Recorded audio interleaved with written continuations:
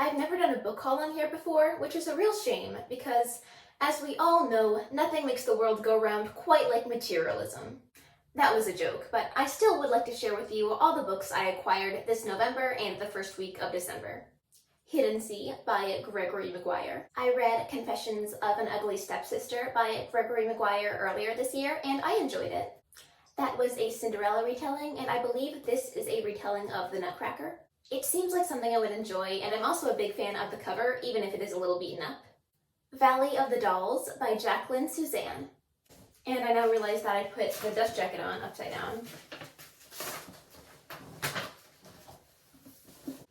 This is actually my current read. Right now I am on page 168, and I'm enjoying it so far.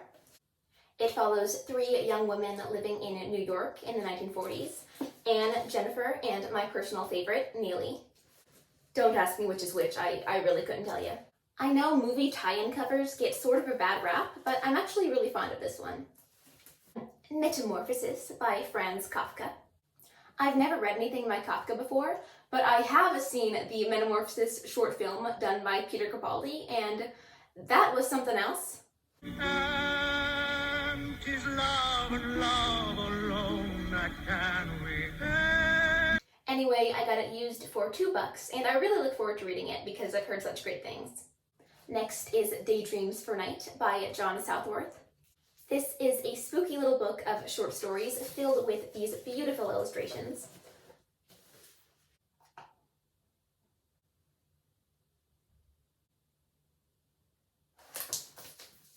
This book seems like exactly my cup of tea, and I know for a fact it's going to make such a fun read. Memoirs of an Ex-Prom Queen by Alex Cates Shulman. As with all the books I buy brand new, I found this in the clearance section of my bookstore, and I thought it sounded like something up my alley.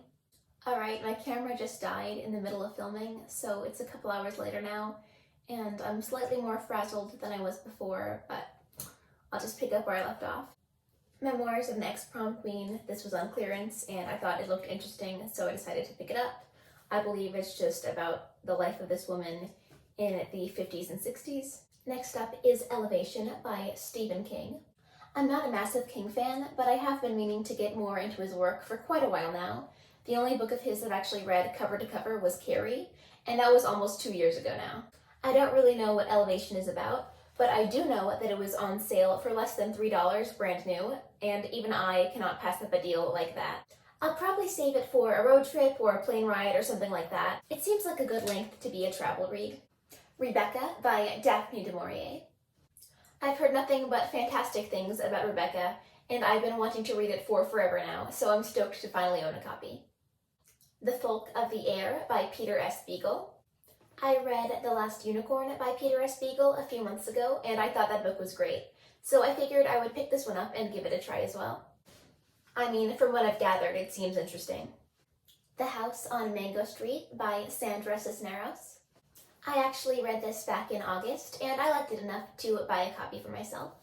I don't remember as much of it as I wish I did, so I hope to give it a reread sometime soon, maybe next year. At the bookstore where I got this, they did actually have some copies of the other cover, which I actually prefer, but this one was a whole $1 cheaper, so naturally I got it instead. Alrighty, I think that's all I've got for now. As always, thank you so very much for watching, and I'll hopefully see you next time.